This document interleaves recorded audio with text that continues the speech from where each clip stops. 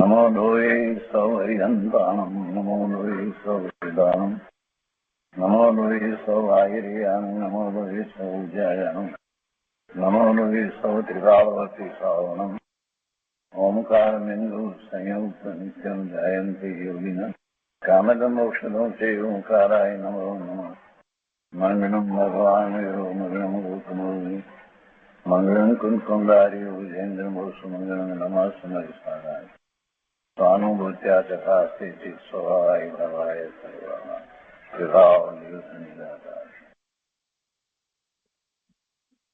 શ્રીમદ નેમિચંદ્ર સિદ્ધાંતિ દેવ રચિત દ્રવ્ય સંગ્રહનો સ્વાધ્યાય આપણે કરી રહ્યા છીએ. એમાં બૃહદ દ્રવ્ય સંગ્રહની ગાથા 56નો સ્વાધ્યાય ચાલે છે.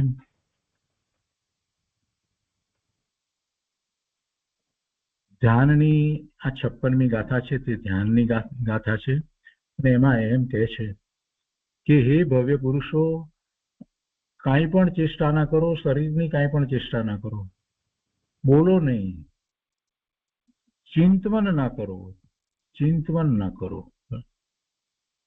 જેથી આત્મા આત્માની અંદર લીન થઈ અને સ્થિર થાય છે. અને આ જ ઉત્કૃષ્ટ ધ્યાન છે. જો બોલવું પણ નહીં અને હલવું પણ નહીં, ચાલવું પણ નહીં, શરીરની ક્રિયા તો ના કરવી ને બોલવું પણ નહીં, પણ અહીંયા તો આગળ એમ કહે છે કે ચિંતવન ન કરો. અત્યારે વર્તમાનમાં કેટલાય લોકો જે ધ્યાનનો પ્રયોગ વગેરે કરતા નથી, ધ્યાનના સ્વરૂપને સમજવાનો પ્રયાસ કરતા નથી ને એમ જ કહી રહ્યા છે. કેટલાય પંડિતો, મોટા પંડિત સહિત બધા એમ જ કહે છે બસ ધર્મ ધ્યાન એટલે જે વસ્તુ છે એનો નિર્ણય કરવો અને ચિંતવન કરવું. અરે ચિંતવનની તો અહીંયા ના પાડે છે આચાર્ય ભગવાન. એમ કે છે કે ચિંતવન ના કરો, કેમ કે ચિંતવનમાં રોકાઈએ તો વિકલ્પ જ છે, એ સિવાય બીજું કાંઈ નથી. સ્વાધ્યાય કરીએ છીએ તો એમાંય વિકલ્પ છે, બીજું કાંઈ નથી. પણ ધ્યાન કરવાનું છે. સ્વાધ્યાયમાં જે વાત શીખ્યા છીએ એને પ્રયોગમાં લેવાની છે. અને પ્રયોગમાં લેવા માટે કૃપાળુ દેવે તો પદ્ધતિ પણ બતાવી છે. 416માં પત્રની અંદર એની પદ્ધતિ પણ બતાવી છે, રીત પણ બતાવી છે. અહીંયા પણ કહે છે કે ચિંતવન ન કરો. અને હજી કેટલા લોકો ગુરુદેવને એમ માને છે કે અમે ગુરુદેવને માનીએ છીએ, એવા કેટલા વિદ્વાનો વગેરે ધ્યાનની વાત આવે છે તો એમ કહે છે કે ચિંતવન કરો. ચિંતવન ન કરો. અહીંયા તો એમ કહે છે માં ચિંતયત, માં ચિંતયત, ચિંતન ન કરો. માં એટલે ન કરો. અને એની ઉપર પછી પૂજ્ય બ્રહ્મદેવજીની ટીકા, અને શાસ્ત્રમાંથી આપણે ભાવાર્થ વગેરે વાંચ્યો, બ્રહ્મદેવજીની ટીકામાં પણ એ બધી વાત આવી. અને પછી આ ધ્યાન ને કેટલાય પ્રકારે કહેવામાં આવ્યું છે. આ નિર્વિકલ્પ ધ્યાનને 65 શબ્દો દ્વારા વર્ણવવામાં આવ્યું છે શાસ્ત્રોની અંદર. જે ધ્યાનને કહેવામાં આવ્યું છે અને હજી એના કરતા કેટલાય પ્રકારે એના વર્ણન છે. તેમાં 65 પ્રકાર તો પૂજ્ય બ્રહ્મદેવજીએ વર્ણવ્યા અને એનો વિસ્તાર અત્યારે પૂજ્ય ગુરુદેવ કરી રહ્યા છે. તે સ્વાધ્યાય અત્યારે ચાલે છે. તો બૃહદ દ્રવ્ય સંગ્રહ પ્રવચન ભાગ બીજો, એમાં આપણે પાના નંબર 256 ઉપર પૂજ્ય ગુરુદેવે જે 45મો બોલ કયો તો એમાં 6 આવશ્યક સ્વરૂપ ધ્યાન છે એમ કહ્યું. અને એ 6 આવશ્યક જે આપણે પ્રતિક્રમણમાં લઈએ છીએ તે જ, પણ અહીંયા નિશ્ચયથી એ આવશ્યકની વાત કરી. અને એમાં સામાયિક 24 ભગવાનની સ્તુતિ, એમને વંદન, પ્રતિક્રમણ, પ્રત્યાખ્યાન અને કાયોત્સર્ગ, એમ 6 આવશ્યક. પણ આ 6 આવશ્યક જે છે તે ધ્યાનમાં છે, એ નિર્વિકલ્પ ધ્યાનમાં એ સમાય છે. અને એ ગુરુદેવ કહે છે કે આને 6 આવશ્યક કહે છે. આજે વિસ્તાર કર્યો એને પછી કહે છે કે એ જ મોક્ષ માર્ગ છે. તો ત્યાં સુધી આપણે સ્વાધ્યાય કર્યો છે. હવે આજે આગળ લઈએ છીએ 46મો બોલ, અહીંયા પાના નંબર 257 પર. આત્મ સ્વભાવના આશ્રયે જે નિશ્ચય મોક્ષ માર્ગ પ્રગટ્યો તે અભેદ રત્નત્રય છે. આત્મ સ્વભાવના આશ્રયે જે નિશ્ચય મોક્ષ માર્ગ પ્રગટ્યો તે અભેદ રત્નત્રય છે. ગુરુદેવ સમજાવે છે કે નિશ્ચય મોક્ષ માર્ગના નામોનું વર્ણન ચાલે છે. નિશ્ચય મોક્ષ માર્ગના નામ છે આ બધા. એ જ નિશ્ચયથી ધ્યાન છે, એ જ અભેદ રત્નત્રય છે. એ પરિણામ રૂપ છે, એ પર્યાય રૂપ છે, અને એવી પર્યાય શુદ્ધ સ્વરૂપના આશ્રય થાય છે, શુદ્ધ સ્વરૂપના અવલંબને થાય છે. એટલે આત્મ સ્વભાવના આશ્રય જે નિશ્ચય મોક્ષ માર્ગ પ્રગટ્યું તે અભેદ રત્નત્રય છે, અને એ ધ્યાનમાં પ્રગટ થાય છે.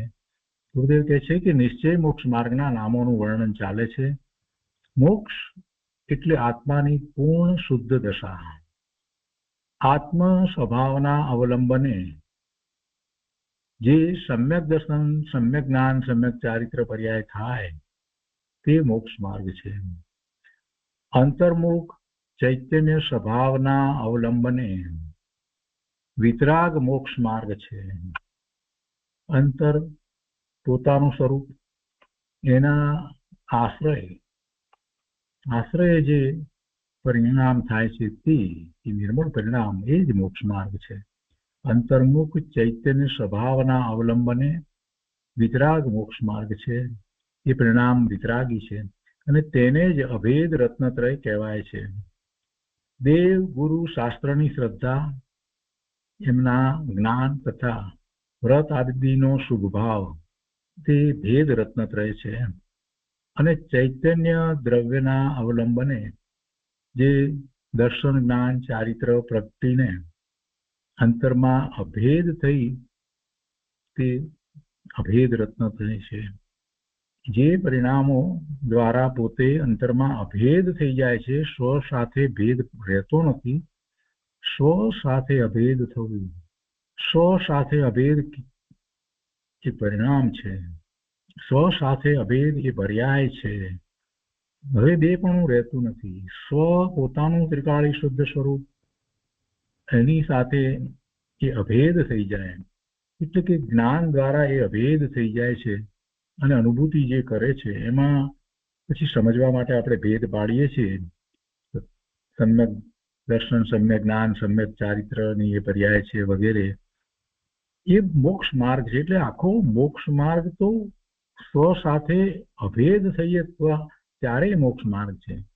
અને એ પરિણામ વિતરાગી પરિણામ છે. એ પરિણામમાં કોઈ રાગ ઉત્પન્ન થવાનું કારણ જ નથી. કેમ કે વસ્તુ અભેદ છે, અને એની સાથે જે પરિણામ છે એ અભેદ જ્યારે થઈ જાય છે ત્યારે પછી વસ્તુમાં તો કોઈ એવો ગુણ નથી કે જેથી રાગ દ્વેષ થાય, શુભાશુભ ભાવ થાય.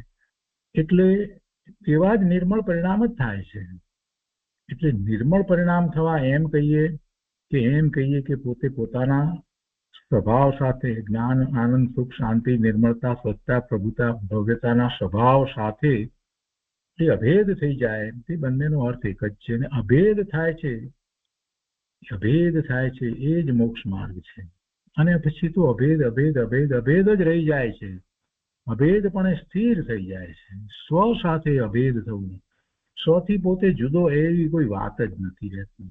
એવો વિકલ્પ ઉઠતો નથી. કોણ એ વિકલ્પ કરે?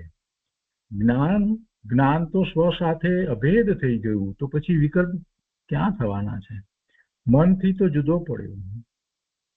શરીર, વાણી અને મન, એની ત્રણેયની ગુપ્તી થઈ. એટલે કે જે જ્ઞાન એ તરફ વહેતું હતું, એ જ્ઞાન હવે સ્વ તરફ વળ્યું અને સ્વ સાથે અભેદ થયું. જ્યારે સ્વ સાથે અભેદ થાય તો પછી ત્યાં કોઈ વિકલ્પને સ્થાન હોતું જ નથી. અને એ જ મોક્ષ માર્ગ છે. બહુ ઊંચી વાત છે પ્રભુ.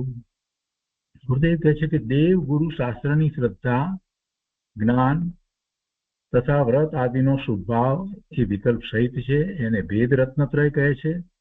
અને ચૈતન્ય દ્રવ્યના અવલંબને જે દર્શન, જ્ઞાન, ચારિત્ર પ્રગટીને અંતરમાં અભેદ થઈ, હવે જયારે એ અંતરમાં અભેદ થાય ત્યારે દર્શન, જ્ઞાન, ચારિત્ર પ્રગટે છે. એ વખતે એવો કોઈ વિકલ્પ નથી, એમાં એવો કોઈ ભેદ પડતો નથી કે આ દર્શન, આ જ્ઞાન, આ ચારિત્ર પ્રગટ થયા. અભેદ થાય છે. પણ જયારે પછી એના વર્ણન કરવામાં આવે ત્યારે વર્ણન એ રીતે થાય છે કે જયારે અભેદ થાય છે ત્યારે એ દર્શન, જ્ઞાન, ચારિત્ર પ્રગટે છે. અને એને અભેદ રત્નત્રય કહેવામાં આવે છે. દેવગુરુ શાસ્ત્રની ભક્તિનો રાગ તે તો પુણ્ય આશ્રવ છે, એ સવિકલ્પ છે, એમાં શુભભાવ છે, અને એવો શુભભાવ અહોભાવ આવ્યા વિના રહે જ નહીં. જ્યાં સુધી પૂરી દશા ન થાય ત્યાં સુધી એવો શુભભાવ આવે ને આવે. દેવગુરુ શાસ્ત્રની ભક્તિનો રાગ તે તો પુણ્ય આશ્રવ છે, પણ એવો શુભભાવ, સાચો શુભભાવ તો સમ્યક દ્રષ્ટિને જ આવે. જેને સમ્યક દર્શન નથી થયું એને દેવગુરુ શાસ્ત્રની ભક્તિનો જે રાગ જે છે એ રાગ ખરેખર સાચો નથી. કેમ કે એને ક્યાં એના આત્માને જાણ્યો છે, એને તો ખબર જ નથી કે કેવો ભગવાન આત્મા છે. તો પછી ભગવાને જે પ્રાપ્ત કર્યું છે, દેવ, સાચા દેવ, તીર્થંકર ભગવાન, કેવળી પરમાત્મા, સિદ્ધ ભગવાન, એ દેવે શું પ્રાપ્ત કર્યું છે અને શું આપ્યું છે એ મિથ્યા દ્રષ્ટિને ક્યાં ખબર છે. એટલે એ દેવની પૂજા વગેરે કરે છે એ બધું કહેવા માત્ર છે. થોડોક શુભભાવ છે, એથી વિશેષ કાંઈ નથી. એ જ રીતે ગુરુ અને એ જ રીતે શાસ્ત્રની વાત છે. જેને આત્માની અનુભૂતિ થઈ છે એને ખ્યાલ આવે છે કે આવો આત્મા, આવો ભગવાન આત્મા તે હું છું. અને જીનેશ્વર ભગવાને તો એની પૂર્ણપણે પ્રાપ્તિ કરી લીધી છે, સ્વરૂપમાં ઠરી ગયા છે, અને પાછો એ જ માર્ગ બતાવ્યો છે. આવો ઉત્કૃષ્ટ માર્ગ બતાવ્યો છે. આવી મહાનિધિ મને આપી દીધી છે. એટલે એને એવો અહોભાવ દેવ પ્રત્યે આવે છે, ગુરુ પ્રત્યે આવે છે, શાસ્ત્ર પ્રત્યે આવે છે. એટલે એ ભક્તિ, એમના પ્રત્યેની ભક્તિ નો સાચો શુભ ભાવ એ સમ્યક દ્રષ્ટિને હોય, મિથ્યા દ્રષ્ટિને તે હોઈ શકે નહીં. દેવગુરુ શાસ્ત્રની ભક્તિનો રાગ એમને આવે જ, પૂર્ણ દશા ન થાય ત્યાં સુધી આવે જ, અને એ પુણ્ય આશ્રવ છે, પુણ્ય બંધનું કારણ છે. તે રાગ રહિત ચૈતન્ય દ્રવ્યના અવલંબને સમ્યક દર્શન, સમ્યક જ્ઞાન અને સમ્યક ચારિત્ર થયા તે અભેદ રત્નત્રય છે, અને તે જ યથાર્થ મોક્ષ માર્ગ છે. અભેદ રત્નત્રય તે મોક્ષનો માર્ગ છે, અને ભેદ રત્નત્રય તે મોક્ષનો માર્ગ નથી. એ સાથે હોય છે, સહકારી છે. પણ સહકારી હોય છે તો ક્યાં સુધી સહકારી? પૂર્ણ દશા ન થાય ત્યાં સુધી. પૂર્ણ દશા થાય પછી એ હોતું જ નથી. અને ધ્યાનમાં જ્યારે છે ત્યારે તો એને એવા વિકલ્પ ઉઠતાય નથી. એ પછી 47માં બોલ છે, એમાં કહે છે કે સામાયિક પણ તે જ છે, સામાયિક પણ તે જ છે. તો કહે છે કે શુભ રાગ તે ખરી સામાયિક નથી, પણ અંતર સ્વભાવના આનંદપણે ગૂંથાયેલી જે ક્ષમતા તે જ સાચી સામાયિક છે. પહેલા પણ ગુરુદેવે સામાયિકની વાતમાં ક્ષમતાની જ મુખ્યતાથી વાત કરી છે. અહીંયા પણ ફરી પાછી એ જ વાત ગુરુદેવ કહે છે કે સામાયિક એ ક્ષમતા સાથે એને અવિનાભાવી સંબંધ છે. એમ કહીએ, ક્ષમતા નથી તો સામાયિક કહેવાય નહીં, ક્ષમતા છે તો સામાયિક છે. અને અહીંયા તો કઈ સામાયિકની વાત કરી છે? અંતર સ્વભાવના આનંદ સાથે જેનું જોડાણ છે એવી સામાયિક, એવી ક્ષમતા, એ જ સાચી સામાયિક છે. દેહની ક્રિયામાં કે રાગમાં ખરી સામાયિક નથી, પણ પરમ પારિણામિક કારણ પરમાત્માના અવલંબને જે વિતરાગી ક્ષમતા પ્રગટી, કારણ પરમાત્મા, પરમ પારિણામિક ભાવ એ જ કારણ પરમાત્મા છે.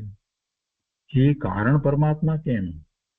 કેમ કે એવા નિર્મળ પરિણામ થવાનું કારણ એ પોતે જ છે. પરમ પારિણામિક ભાવ, પોતાનું ત્રિકાળી શુદ્ધ દ્રવ્ય, એને કારણે જ એવા પરિણામ થાય છે. એટલે પરમ પારિણામિક કારણ પરમાત્મા એના અવલંબને જે વિતરાગી ક્ષમતા પ્રગટી, અહીંયા ક્ષમતાની મુખ્યતાથી વાત છે, સામાયિકને કહેવું છે ને, એટલે જે વિતરાગી ક્ષમતા પ્રગટી છે તે જ સાચી સામાયિક છે, તે જ મોક્ષનો માર્ગ છે.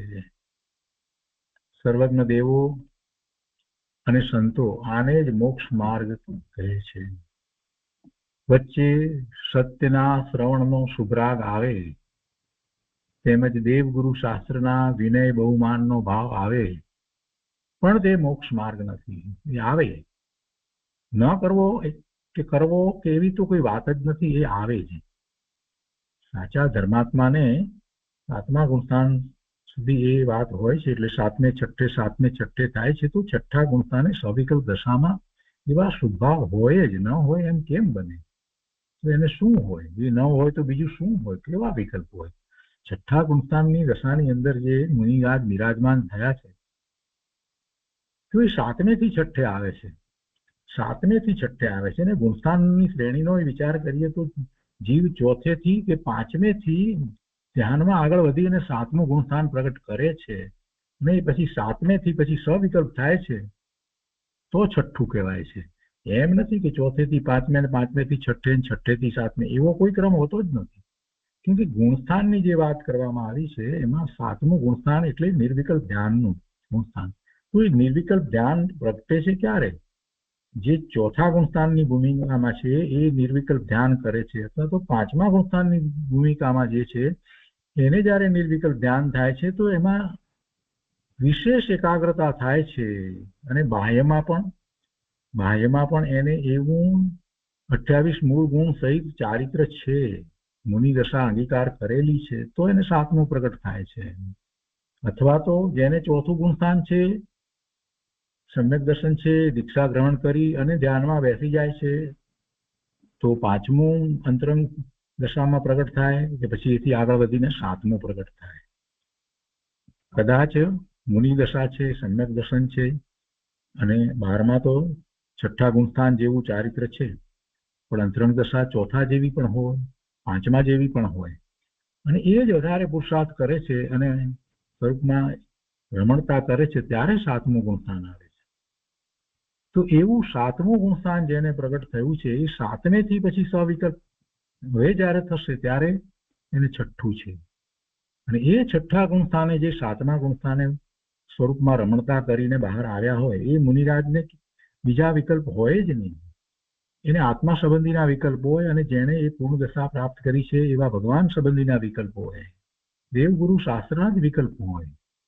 એટલે એ આવ્યા વિના રહે જ નહીં. એ છઠ્ઠા ગુણસ્થાને આવીને બીજો વિકલ્પ કઈ ઉપડે જ નહીં. બહુ તો જે પોતે અનુભવી છે, તો કરુણાને કારણે શાસ્ત્રની રચનાનો વિકલ્પ આવે, ઉપદેશ આપવાનો વિકલ્પ આવે, પણ વાત તો એક જ છે, દેવગુરુ શાસ્ત્રની જ વાત હોય, બીજી કોઈ વાત હોય જ નહીં. એટલે એવા વિકલ્પ આવે છે, અને એ સાથે રહેલો ભાવ છે તે શુભ ભાવ છે. એટલે વચ્ચે સત્યના શ્રવણનો શુભરાગ આવે, તેમજ દેવગુરુ શાસ્ત્રના વિનય બહુમાનનો ભાવ આવે. ચોથે ગુણસ્થાને હોય તો આ જ વધારે હોય છે, પાંચમે હોય તો પણ આ જ વધારે હોય છે, અને સાતમે છઠ્ઠે છે તો એવા મુનિરાજને પણ એવા ભાવ હોય છે. ભગવાનની વાણી સાંભળે છે, સમુશરણમાં બેઠા છે તો પ્રભુની દિવ્ય ધ્વનિ એ પણ સાંભળે છે, પાછા સાતમે નિર્વિકલ્પ થાય છે, પાછા ભગવાનની વાણી સાંભળે છે, એમનું પણ ચાલતું જ હોય છે. શું કહે છે કે વચ્ચે સત્યના શ્રવણનો શુભરાગ આવે, તેમજ દેવગુરુ શાસ્ત્રના વિનય બહુમાનનો ભાવ આવે, પણ તે મોક્ષ માર્ગ નથી, તે ખરી સામાયિક નથી, જેમાં પુણ્ય અને પાપ બંનેથી રહિત વૈરાગ્ય પરિણતિ પ્રગટી છે, અને વીર્ય સ્વભાવના અસ્તિત્વ તરફ ઝૂકેલું છે, તે સાચી સામાયિક છે. અને એવી સામાયિક તે મોક્ષનું કારણ છે. કોઈને અહીંયા પ્રશ્ન થાય કે આ ગાથામાં તો મુનિની મુખ્યતાથી વાત હતી ને સામાયિકની વાત કેમ આવી? સામાયિક તો શ્રાવકને હોય. ના, મુનિ સામાયિકમાં જ હોય છે, મુનિ સામાયિકમાં જ હોય છે. શ્રાવક તો એ પ્રતિજ્ઞાપૂર્વક સામાયિક લે છે, બેસે છે, બે ઘડી માટે એવું સામાયિક કરે છે, ક્ષમતા ભાવે રહેવાનો પુરુષાર્થ કરે છે. ચોથા પાંચમા ગુણસ્થાન વાળા ગ્રસ્ત. પણ મુનિ તો હંમેશા સામાયિકમાં જ છે, એ ક્ષમતા ભાવ સહિત જ છે, નિર્વિકલ્પ છે ત્યારે પણ અને સ્વવિકલ્પ છે ત્યારે પણ એ ક્ષમતા સહિત જ છે.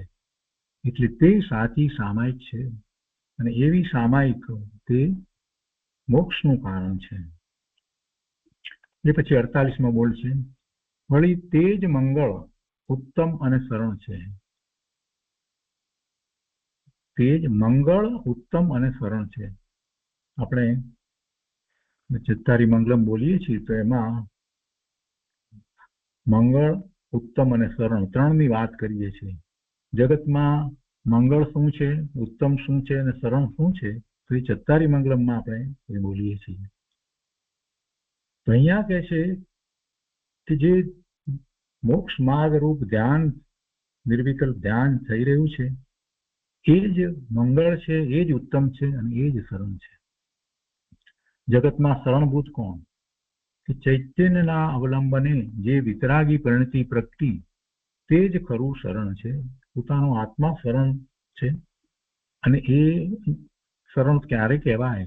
જ્યારે એવા એ પરિણામ પ્રગટ કરે ત્યારે.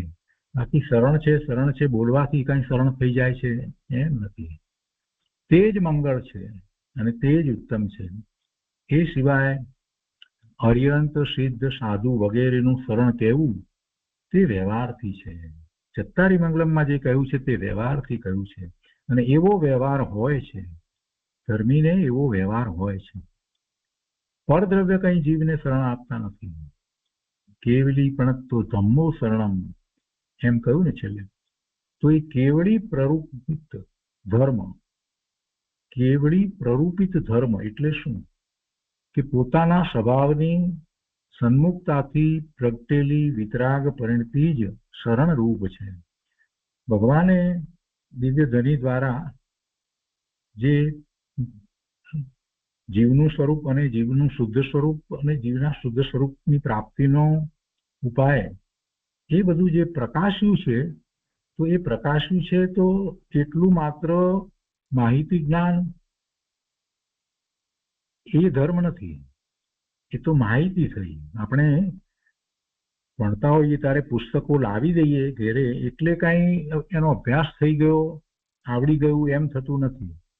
અહીંયા પણ એમ છે, ભગવાનની વાણીમાં જે કંઈ આવ્યું એ બધું યાદ રાખી લીધું કે લખી લીધું એટલે કઈ ધર્મ થઈ જતો નથી.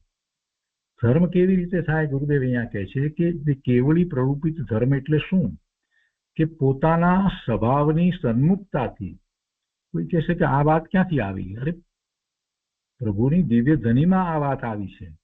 એમાં જે વાત આવી છે એ જ્યારે પ્રયોગમાં મૂકે ત્યારે એને ખબર પડે ને કે ભગવાને શું કહ્યું છે. એને માત્ર લખવાનું કે વાંચવાનું નથી. પોતાના સ્વભાવની સન્મુખતાથી પ્રગટેલી વિતરાગ પરિણતિ શરણ રૂપ છે. તે જ ઉત્તમ છે અને તે જ શરણ છે. અહીંયા પર્યાય અપેક્ષાએ શરણ લીધું છે ગુરુદેવે. એટલે શરણ છે એટલે એ જ પ્રગટ કરવા યોગ્ય છે. હરિયંતા લોગુત્તમા, સિદ્ધા લોગુત્તમા, સાહુ લોગુત્તમા એટલે લોકમાં ઉત્તમ. હરિયંતા મંગલમ, સિદ્ધા મંગલમ, સાહુ મંગલમ એટલે એ મંગલ.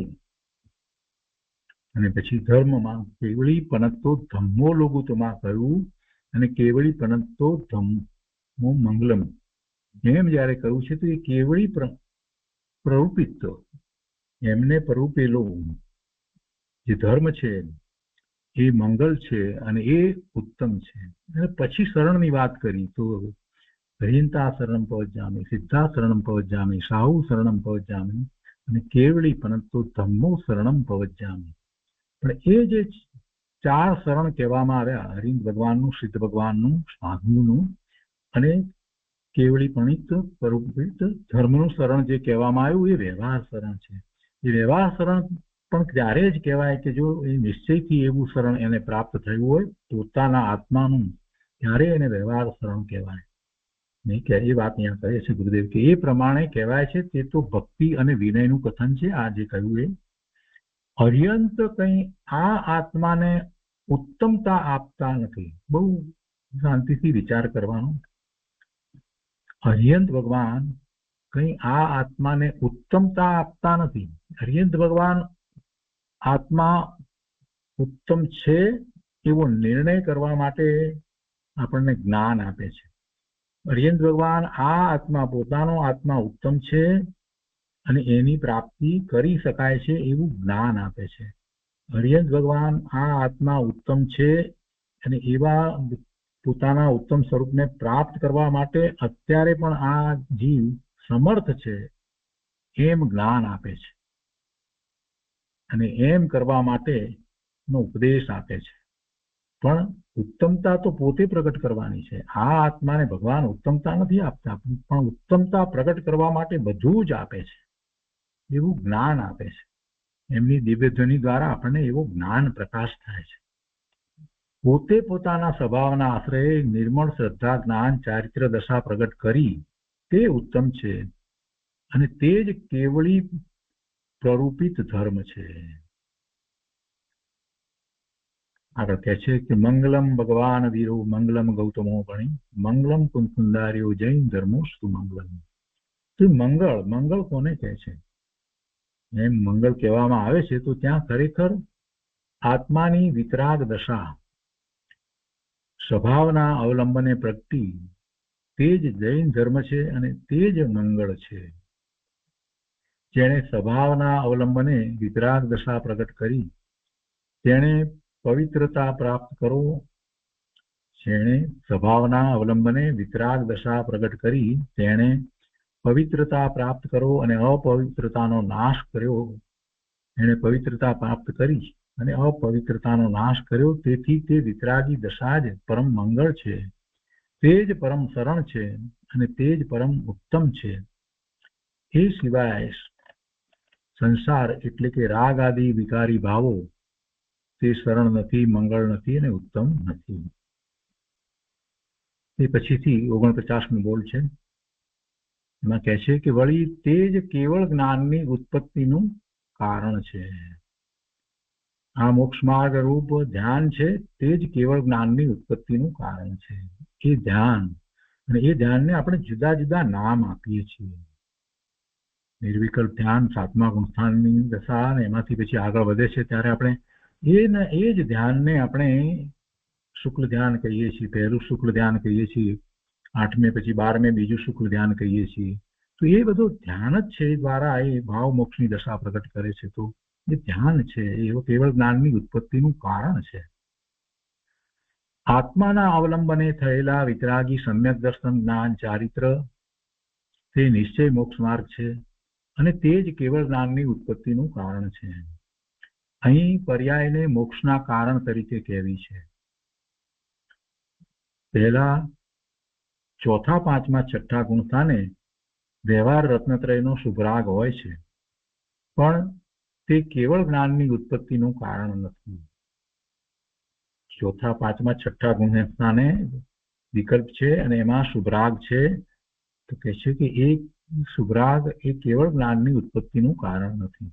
કેવળ જ્ઞાન પર્યાય તો દ્રવ્યના આશ્રય આવે છે. તેથી ખરેખર તો દ્રવ્ય જ કેવળ જ્ઞાનનું કારણ છે.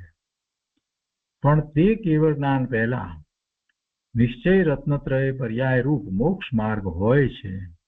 તેથી તેને કેવળ જ્ઞાનનું કારણ કહ્યું છે. એટલે કે વ્યવહાર રત્નત્રયનો રાગ ભાવ, શુભ ભાવ તે કેવળ જ્ઞાનનું કારણ નથી. એને છોડી અને નિશ્ચય રત્નત્રય રૂપ પરિણામ થાય છે. તો એમાં આગળ વધતા સ્વરૂપમાં સ્થિરતા થાય છે અને કેવળ જ્ઞાન થાય છે. એ કેવળ જ્ઞાનનું કારણ કહેવાય. કેવળ જ્ઞાનનું કારણ કહો કે નિશ્ચય રત્નત્રય રૂપ મોક્ષ માર્ગ કહો, એક જ વાત છે. કેવળ જ્ઞાન પર્યાય પણ સમયે સમયે નવી નવી ઉપજે છે. તે દ્રવ્યમાંથી પ્રગટે છે. પહેલા સમયની પર્યાયનો વ્યય થઈને બીજા સમયની પર્યાય ઉત્પન્ન થાય છે અને એ બીજા સમયની પર્યાય વ્યય થઈને ત્રીજા સમયની ઉત્પન્ન થાય છે. એમ દરેક સમયની એ કેવળ જ્ઞાનની પર્યાય નવી નવી ઉપજે છે. નિમિત્તથી કે વ્યવહાર રત્નત્રયના રાગથી કેવળ જ્ઞાન થવાનું કોઈ કહેતું હોય તો તે જુઠ્ઠી વાત છે. કોઈ નિમિત્ત કારણે કેવળ જ્ઞાન થતું નથી. કોઈ કેવળ જ્ઞાન કરાવી શકતું નથી. કોઈ વ્યવહાર રત્નત્રયના શુભભાવથી પણ કેવળ જ્ઞાન થતું નથી. આખી વાત અંતરંગ છે, પરિણામ અંતરંગ થઈ રહ્યા છે. પરનું તો લક્ષ પણ નથી. પરનું તો લક્ષ એક બાજુ રહ્યું, પણ પોતાના મન સાથે પણ એ વખતે જોડાણ નથી. મન, વાણી, કાયાની ગુપ્તી થઈ ગઈ છે. તો ત્યારે પછી કેવળ જ્ઞાનનું કારણ બીજું ક્યાંથી હોય? આત્મા ત્રિકાળ છે, તેનો જ્ઞાન ગુણ ત્રિકાળ છે અને તે આત્માના સર્વ ક્ષેત્રોમાં વ્યાપેલો છે. દરેક પ્રદેશે અનંત ગુણ છે. દરેક પ્રદેશે આત્માના અસંખ્ય પ્રદેશ, દરેક પ્રદેશે અનંત ગુણ છે. તથા અહીંયા કહે છે કેવળ જ્ઞાનની વાત એટલે જ્ઞાનની વાત કરતા કહે છે કે એ જ્ઞાન ગુણ એ સર્વ પ્રદેશમાં છે, સર્વ ક્ષેત્રમાં એટલે આત્માના સર્વ ક્ષેત્રમાં વ્યાપેલો છે. તથા તેનો કેવળ જ્ઞાન પર્યાય, એ જ્ઞાનનો પર્યાય, પૂર્ણ શુદ્ધ પર્યાય એ કેવળ જ્ઞાન પર્યાય એ આત્માના સર્વ ક્ષેત્રમાં વ્યાપક છે. જ્યાં ગુણ છે ત્યાં એ પર્યાય છે. એટલે આત્માના સર્વ પ્રદેશે એ કેવળ જ્ઞાનની પર્યાય વ્યાપે છે. પણ તે પર્યાય છે તે ત્રિકાળ નથી. ગુણ છે તે ત્રિકાળ છે, પર્યાય ત્રિકાળ નથી. તે એક સમય પૂરતી જ અવસ્થા છે. જેટલું જ્ઞાન ગુણનું ક્ષેત્ર છે તેટલું જ કેવળ જ્ઞાન પર્યાયનું ક્ષેત્ર છે, તે જ ક્ષેત્ર છે. પણ જ્ઞાન ગુણ ત્રિકાળ છે અને કેવળ જ્ઞાન પર્યાયનો કાળ એક જ સમય છે. તે પર્યાયમાંથી બીજી પર્યાય ખરેખર આવતી નથી, પણ એ જ્ઞાન ગુણમાંથી નવી નવી પર્યાય ઉપજ્યા કરે છે. જ્ઞાન ગુણ નવો ના ઉપજે, પણ પર્યાય નવી ઉપજે છે. કેવળ જ્ઞાનની ઉત્પત્તિનું કારણ કોણ? 12મા મહાવિદેહ ક્ષેત્ર કે મનુષ્ય દેહ કે વજ્ર વૃષભ નારાજ સહનન વગેરે એ કોઈ કેવળ જ્ઞાનનું કારણ નથી, પણ નિશ્ચય રત્નત્રય રૂપ મોક્ષ માર્ગ જ કેવળ જ્ઞાનનું કારણ છે. એવો મોક્ષ માર્ગ, નિશ્ચય રત્નત્રય રૂપ મોક્ષ માર્ગ એટલે નિર્વિકલ્પ ધ્યાનની દશા જે છે એ જ કેવળ જ્ઞાનનું કારણ છે. એટલે કે એવી કેવળ જ્ઞાનની પર્યાય ઉત્પન્ન થવાનું એ કારણ છે. એવા ધ્યાન વિના કોઈને કેવળ જ્ઞાન થતું જ નથી. આગળ કહે છે 50મો બોલ, એમાં કહે છે કે સર્વ કર્મો નાશનું કારણ છે. આ નિશ્ચય મોક્ષ માર્ગ, આ ધ્યાન રૂપ મોક્ષ માર્ગ એ સર્વ કર્મોના નાશનું કારણ છે.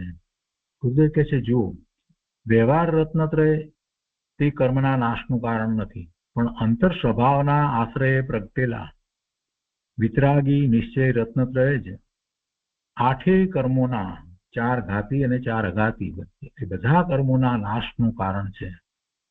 જેમણે એક સમયમાં પરિપૂર્ણ દ્રવ્ય ગુણ પર્યાયો જોયા છે એવા સર્વજ્ઞ પરમાત્મા, જેમણે એક સમયમાં પરિપૂર્ણ દ્રવ્ય ગુણ પર્યાયો જોયા છે એવા હરિયંત પરમાત્મા, કેવળી પરમાત્મા, તીર્થંકર ભગવાન સર્વજ્ઞ છે. તો એ સર્વજ્ઞતામાં જ્ઞેય માત્રને એ જાણે છે. તો એ જ્ઞેય માત્રને જાણે છે અને એ જ્ઞાનનો સ્વભાવ છે કે જે જ્ઞેય માત્રને જાણે, સ્વજ્ઞેયને પણ જાણે અને પરજ્ઞેયને પણ જાણે, એટલે બંનેને પ્રકાશે છે. તો એ એક સમયમાં પરિપૂર્ણ દ્રવ્ય ગુણ પર્યાયો જોયા છે પોતાના. પરની વાતને હમણાં ગૌણ કરીએ અને મુખ્યતા તો હંમેશા પોતાની જ હોય છે. પરને સર્વજ્ઞ પરમાત્મા જાણે છે એમ કહેવું એ તો વ્યવહારને એનું કથન છે. સર્વજ્ઞ પરમાત્મા તો સ્વમાં જ સ્થિર થયા છે, એટલે ખરેખર તો એ પોતાને જ જાણે છે, પોતાને જ અનુભવે છે.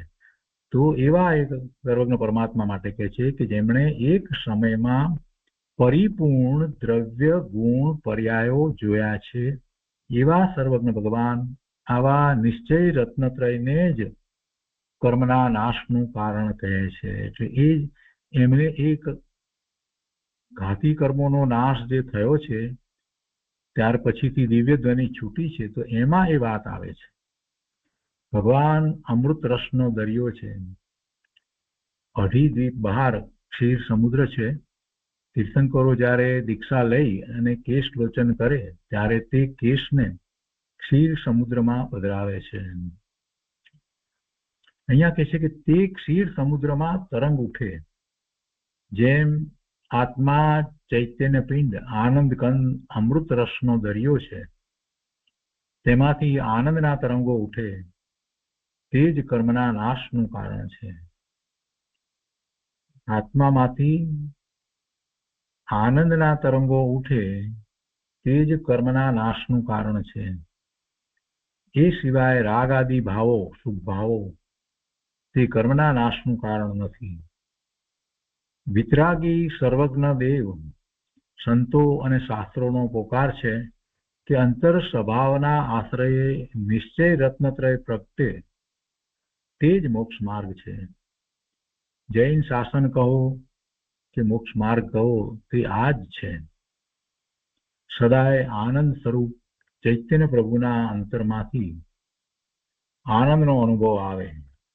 ચૈતન્ય પ્રભુ એટલે પોતે, એમાંથી અંતરમાંથી આનંદનો અનુભવ આવે તેનું નામ તપ છે અને તેનાથી કર્મનો નાશ થાય છે. તપમાં ખેદ ન હોય, તપમાં ખેદ ન હોય, તપમાં બાહ્યમાં લક્ષ પણ ન હોય, પરનું લક્ષ પણ ન હોય. અંતરમાંથી અતિન્દ્રિય આનંદનો અનુભવ પ્રગટે એવી દશાથી ભગવાને કર્મોનો નાશ કર્યો છે.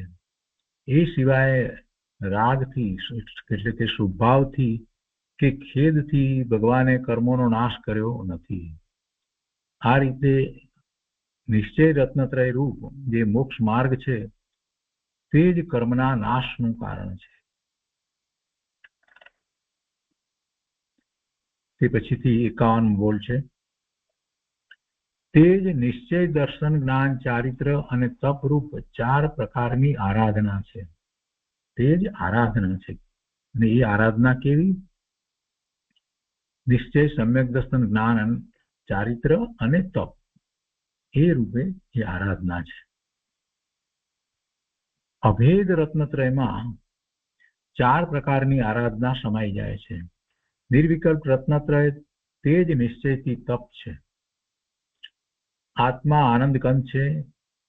કંદની જડીબુટ્ટી એવી થાય છે કે જરાક ખાય તો 4 મહિના સુધી ભૂખ ન લાગે. તો હે ભાઈ, આ ચૈતન્ય મૂર્તિ આત્મા એવો આનંદ કંદ જડીબુટ્ટી છે કે એક સમય પણ તેનો આશ્રય કરે તો અનંતકાળ સુધી સુખ પ્રગટે. એક સમયના ફળનું સુખ સાદી અનંતકાળ ભોગવ્યા કરે તો એ ન ખૂટે. એની શરૂઆત છે એટલે આદિ સહિત ને પછી અનંતકાળ સુધી એ ભોગવ્યા કરે તો એ ન ખૂટે. એક સમય કી કમાણી સાદી અનંતકાળ ખાएगी. આગળ છે ચૈતન્યના આશ્રયે આરાધના કરીને એવું સમાધિક મરણ કરે કે સાદી અનંતકાળ આનંદ પ્રગટે. શક્તિમાં આનંદનો કંદ આત્મા છે. તેની પ્રતીતિ કરતા એવી જડીબુટ્ટીનો મીણો ચડે કે સાદી અનંતકાળ સુખ ભોગવે. આનંદ કંદ ચૈતન્યની પ્રતીતિ કરતા એવી શ્રદ્ધા થઈ જાય કે મારામાં 3 કાળમાં કદી આહાર જ નથી. જો આ ભગવતી આરાધના. પહેલા આવા ચૈતન્યની શ્રદ્ધા કરવી તે પણ દર્શન આરાધના છે. દર્શન આરાધના, જ્ઞાન આરાધના, ચારિત્ર આરાધના, તપ આરાધના, એ બધી વાત પણ પહેલા આવી ગઈ છે.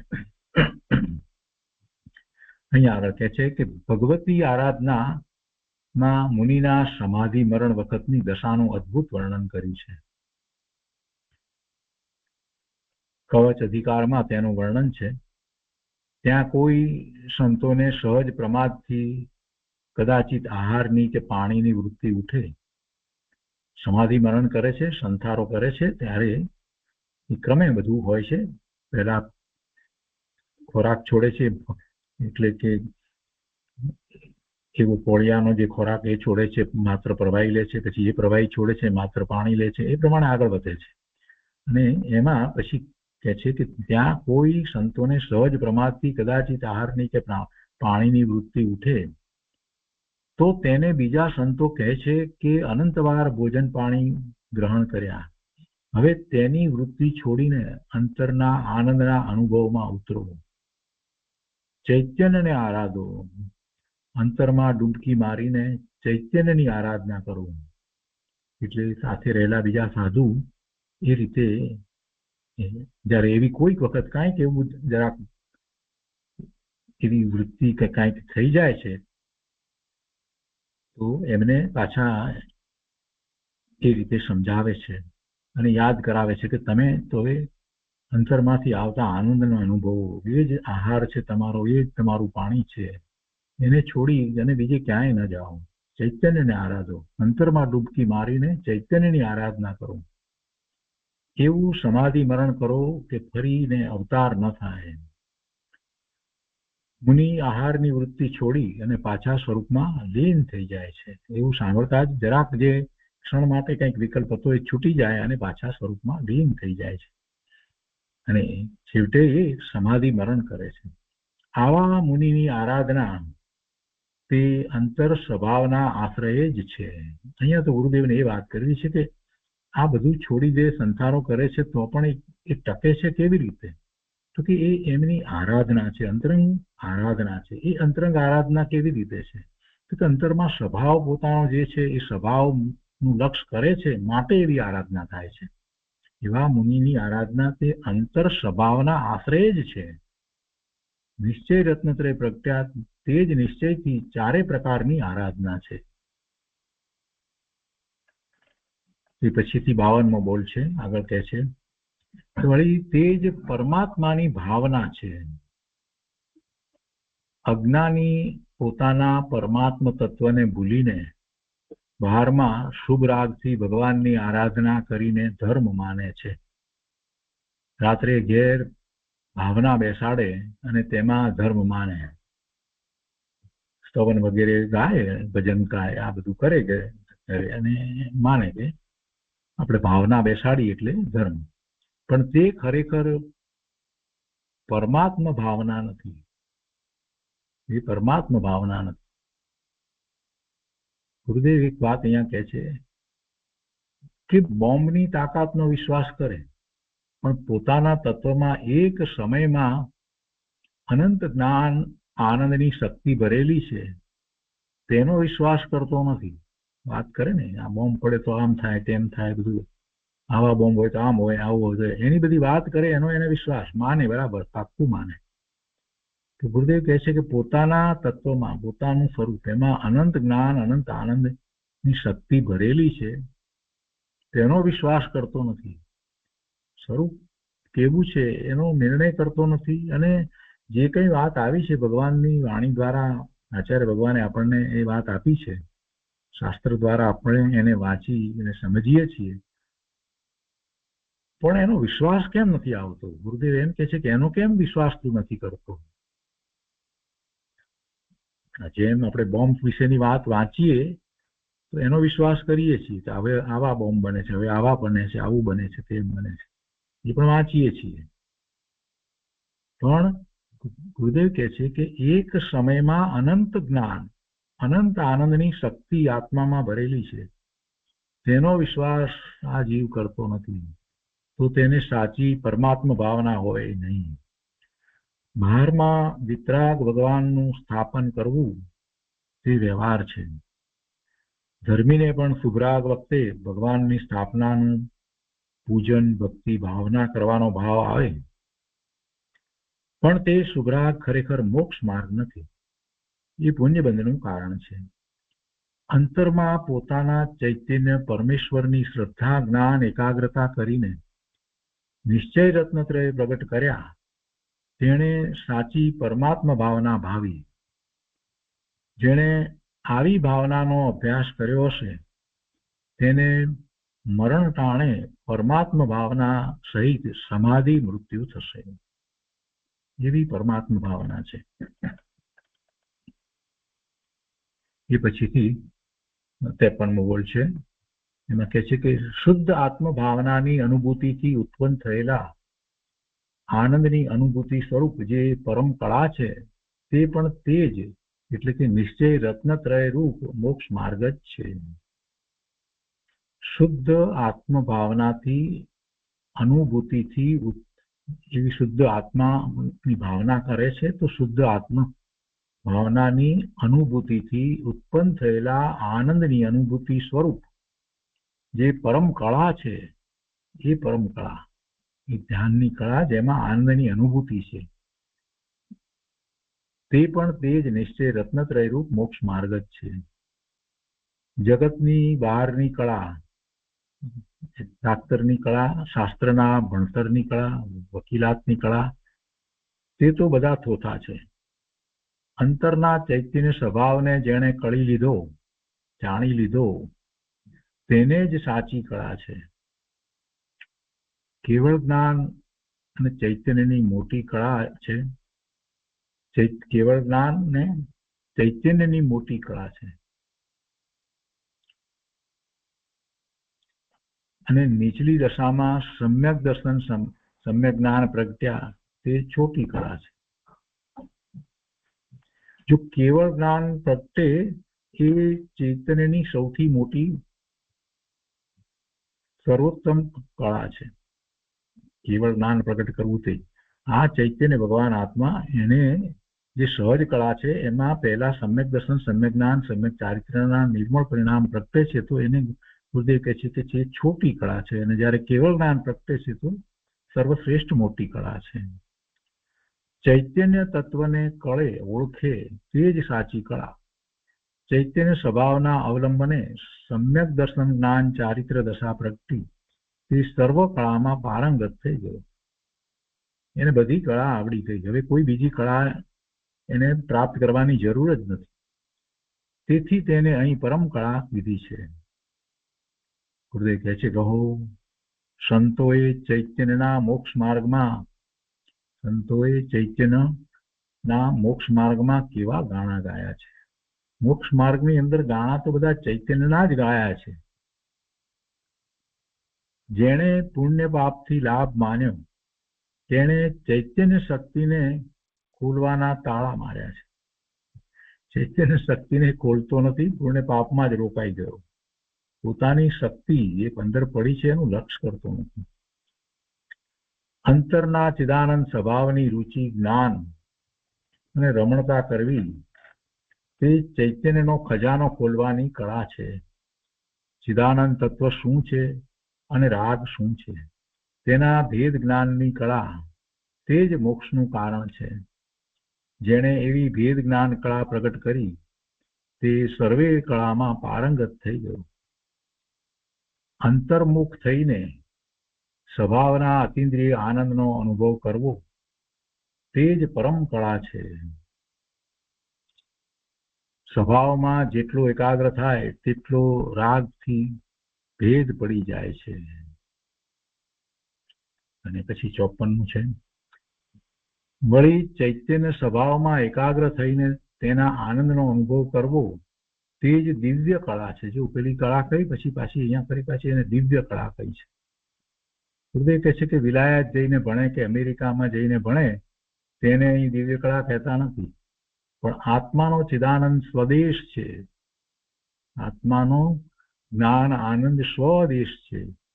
તેમાં જઈને અતિન્દ્રિય આનંદનો અનુભવ જેણે કર્યો તે દિવ્ય કળાને ભણ્યો અને તે જ કળા મોક્ષનું કારણ છે. શાળાના ભણતરની કળાને દિવ્ય કળા ન કીધી.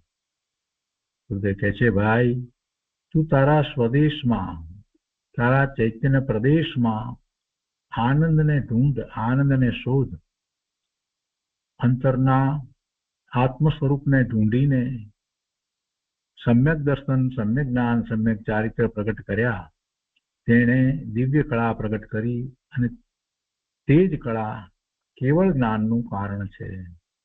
બીજું કેવળ જ્ઞાનનું કારણ નથી. આ કળા જેને આ કળા આવડી છે, જે કળા દ્વારા સમ્યક દર્શન સમ્યક જ્ઞાન પ્રગટ થયા છે એ જ કળા દ્વારા આગળ વધી અને કેવળ જ્ઞાન પ્રગટ થાય છે.